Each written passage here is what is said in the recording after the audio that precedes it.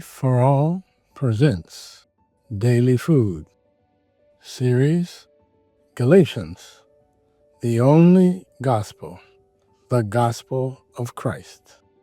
Title of Book 1, Following the Spirit to Fulfill God's Work, by Pedro.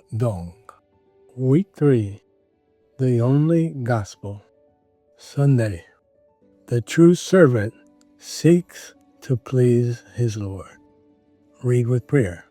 He who speaks from himself seeks his own glory, but he who seeks the glory of the one who sent him is true, and no unrighteousness is in him. John chapter 7, verse 18. A servant of God does not seek the favor of men to gain something in return. Galatians chapter 1, verse 10. A servant of Christ pleases Christ alone by seeking to do the will of the one who called him. Jesus is the model of a faithful servant. I can of myself do nothing. As I hear, I judge, and my judgment is righteous, because I do not seek my own will, but the will of the Father who sent me. John chapter 5, verse 30. Jesus warned his disciples that those who speak of their own accord seek their own glory.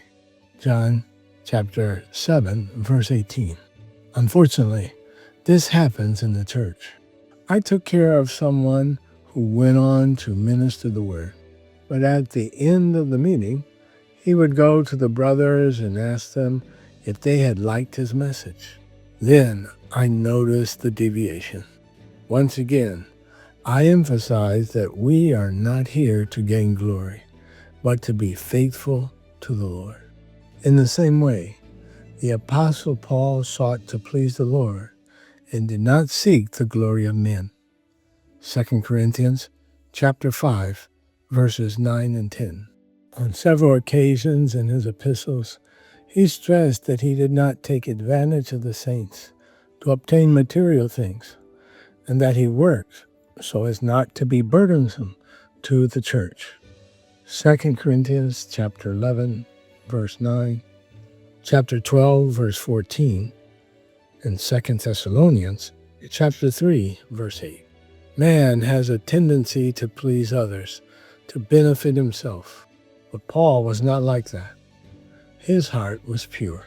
In the past, I traveled with Brother Dong to various places as an interpreter and can learn from him how to serve the Lord.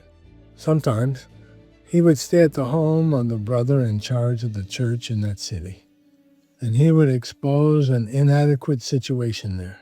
Some people did not take the exhortation well and mistreated him. Even so, Brother Dong sought only to please Christ. This is part of being a faithful servant. In the same way, Paul had experiences of being humiliated and honored, of abundance and scarcity. Philippians chapter 4, verses 11 and 12. Without seeking the favor of men.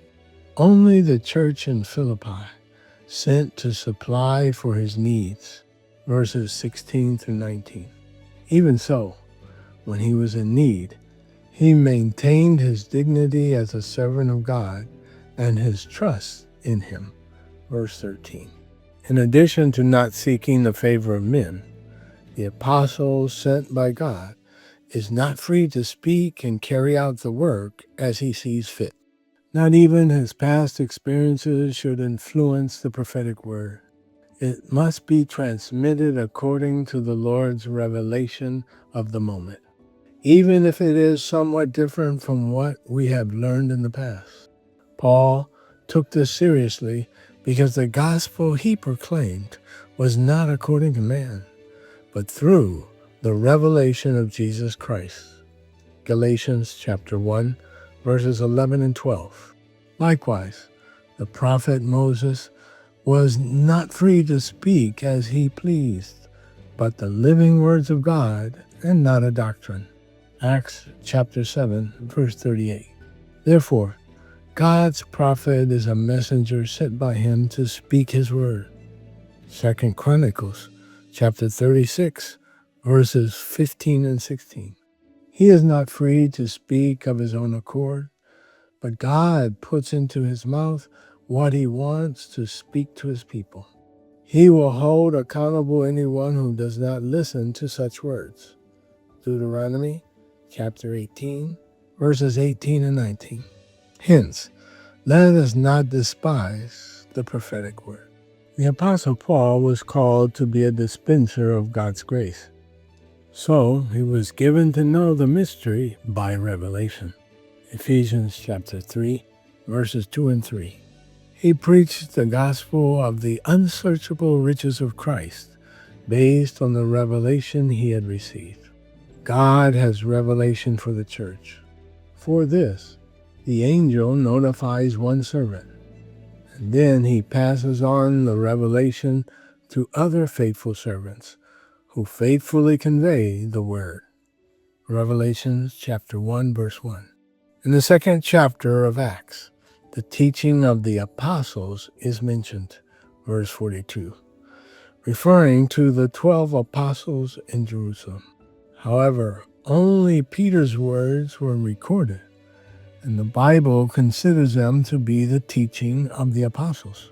Therefore, although God has commissioned me to notify you, the revelation belongs to you, who need to take responsibility for passing it on to other faithful servants. God is counting on you.